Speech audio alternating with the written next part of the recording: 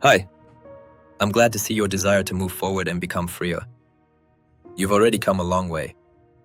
Today we are going to talk about one of the most insidious obstacles, greed. When a person learns to overcome greed, a lightness appears in the body, and in life there is a sense of flow. It's as if they're telling the world, I trust, I'm not afraid. And often the world around us responds in kind. Greater opportunities and joy naturally come along. I also struggled with the virus of greed until I met and fell in love with Alice.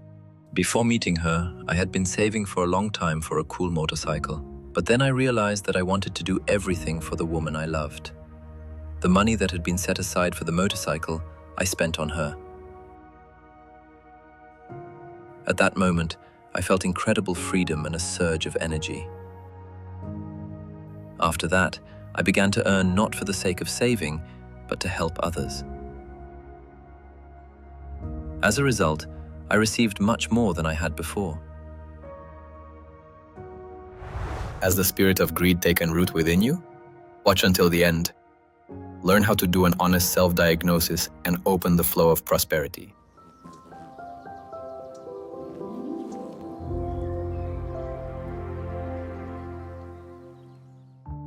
Why is greed a problem? Scientists using magnetic resonance imaging have seen that when a greedy person thinks or says mine, the same area of the brain is activated as during physical pain, the insular cortex. The brain perceives the loss of money as a threat to life. An ancient reptilian instinct is activated: grab and hide. Greed is the fear of lack plus the desire to control everything.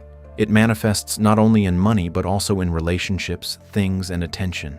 Greed destroys life in every direction. It drives you into debt. You take out loans to get everything here and now and live under constant pressure from repayments. It poisons relationships. Because of possessiveness, you try to control your loved ones completely. This suffocates love, creates quarrels, and destroys connections. It kills joy. No matter how much you appropriate, happiness does not increase. Emptiness, anxiety, stagnation in development, and the constant feeling of "it's not enough for me" appear. As a result, loneliness, stress, and a sense of inner poverty instead of the desired security and happiness. How to determine if you have the spirit of greed self-diagnosis. If you recognize yourself, mentally put a check mark.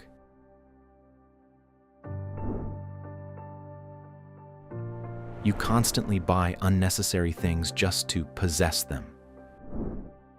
You are jealous of loved ones and consider them yours. For example, a child says, "This is my mom. Don't touch her. You can't hug my mom."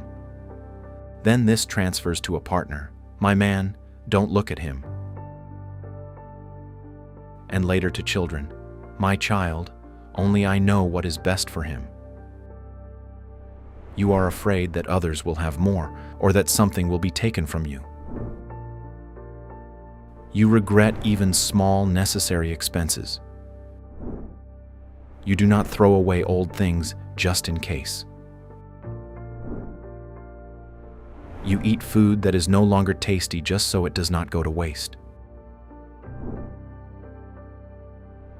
You often think about money instead of enjoying the moment.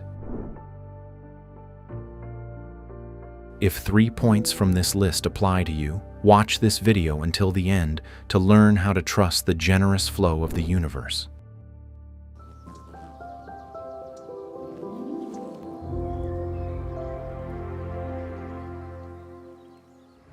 Sophie was one of the most successful organizers of spiritual events in her city. She worked a lot on her own spiritual growth and actively helped people step onto the path of light. The guides of power and mentors fully trusted her, praised her, and rewarded her with bonuses for help in organizing events. At first, Sophie was touched by such a warm attitude. Never before had she encountered such support. Gratitude settled in her soul, and she sincerely wanted to do more and more to help, to serve these people, to justify their trust. But gradually, the feeling of gratitude began to dull. It started to seem to her that she deserved all of this anyway. The thought that she was giving too much to people and receiving too little in return crept into her mind and took root there. The bonuses that once seemed like a generous gift were now perceived as something ordinary. Her desires became more material. More and more often, she wanted to buy without thinking: jewelry, beautiful clothes, expensive food. It seemed like fair compensation to her. One day, Sophie took the first step into the abyss without even noticing it. Seeing that the tutors fully trusted her, she decided that she had the right to more. At first, it was a small thing. She added extra bonuses to herself, deciding that no one would notice and that she deserved it. Sophie could no longer simply stop. Greed had already taken root. Then her attention shifted to amulets. Of course, she understood that magical objects are not just souvenirs or decorations. They contain spirits, dormant powers that must not be disturbed without permission, let alone appropriated. She was becoming richer and richer. But a strange thing happened. Purchases no longer brought joy. The shine of new jewelry faded the very next day. Delicious food seemed bland. Only a dry, burning thirst remained. The desire to acquire more, just to fill the growing emptiness inside. Where light once lived, anxiety now settled. Greed gave birth to its faithful companions, fear and paranoia. Sophie was afraid of everything, that the tutors would learn the truth, that what she had stolen would be taken away, that she would be exposed. Spiritual development stopped. Meditation no longer worked. The mind was occupied not with practices, but with counting and hiding. The inner light with which she once warmed people went out, leaving behind only cold ashes. Disciples are very sensitive people. They came for knowledge and light, but instead saw an irritable, coarse woman. Caring souls, who still remembered the former Sophie, turned to the mentors for help. When the tutors of the spiritual school learned about what was happening, they acted wisely and mercifully. They simply stopped trusting her with organizing events. For Sophie, this was a blow, but not a wake-up call. She did not see her fault. In her mind, everything turned upside down. It was not she who was stealing, but they who had not appreciated her. Resentment turned into anger, anger into slander. She began to pour dirt on those who had once given her everything.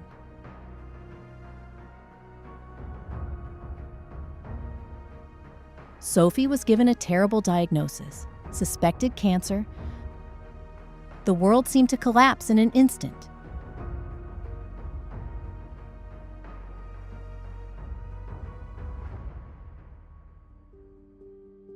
She reconsidered her attitude toward the school. She remembered how much light, care, and trust she had received here.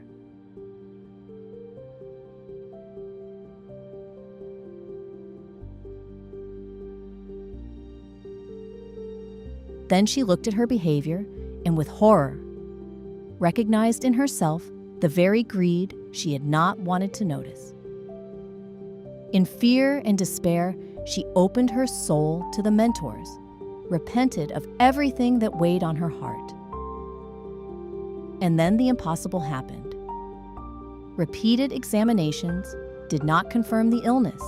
Sophie cried, not from horror anymore, but from relief and deep, sincere gratitude for a second chance.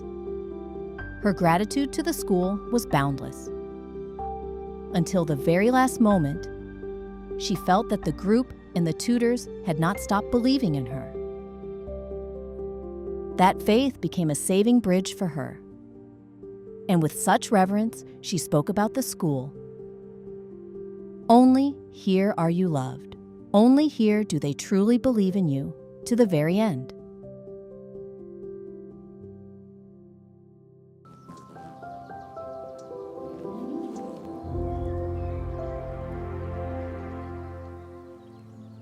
When a person gives, they perform an act of the greatest courage. He says to the world, I trust you. I trust God, the universe, this infinite flow of life. And in that moment, the energy of abundance stops being just a theory. It begins to flow through him, washing the soul with freshness and freedom. Greed, you see, is not just a vice. It is a profound act of disbelief. It is the cry of a frightened child within us. God will not take care of me. The world is stingy. I must grab and hoard, or I will perish. A person infected with the virus of greed shrinks into a ball. You are afraid to unclench your fingers, afraid to give even a little, because you have forgotten what it means, not to be a hoarder, but a conduit. He forgot that a river lives only when it flows. Stagnant water turns into a swamp. But the good news is that the memory of the soul can be awakened. After all, each of us once knew how to do this, to trust as easily as breathing. And I will help you remember this. There is a simple, yet incredibly effective daily practice that will gently unclench your tight palms, open your heart wide, and teach your weary soul to trust the vast universe once again. Engaging in this practice gently guides us back to a state of flow, where giving is just as rewarding and joyful as receiving.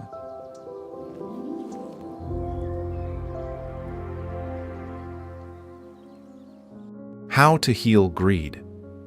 The remedy is actually simple. You need to train the joy of giving. This is the highest form of possession. When you give, you become a channel through which even more good begins to flow into the world. Practice opening the flow. Do it every day. First, kind wishes. 5 minutes a day. Walk down the street, or simply look out the window. Look at people and mentally, with a slight smile, say, I wish you happiness. I wish you good luck. I wish you health. Second, selfless help. Every day, do one small good deed. Share a useful book. Send someone a wise video. Help a colleague. Give up your seat on public transport. The main thing, do it without expecting gratitude or reward. Just feel the lightness. The more often you give attention, support, and kind wishes, the freer your breathing will become, the fewer fears there will be, and the more good will begin to come into your life.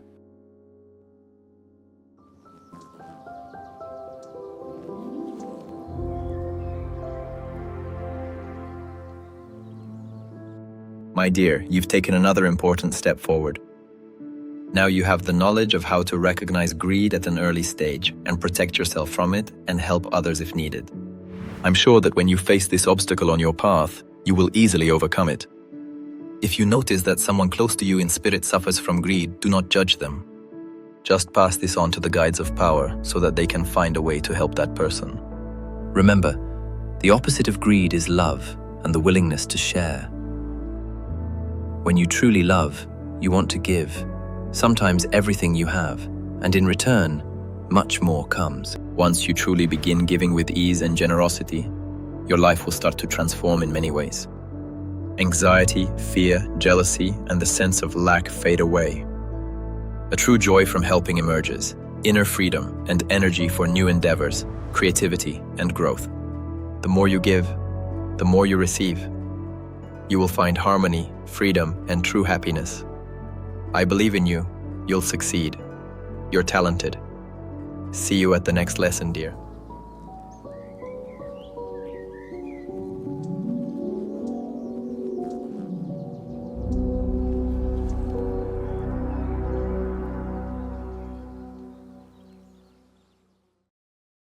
In our extreme times, when the fate of the entire planet is at stake, it is crucial for the knowledge of angels and benevolent spirits to spread as quickly as possible, globally, and reach thousands of people.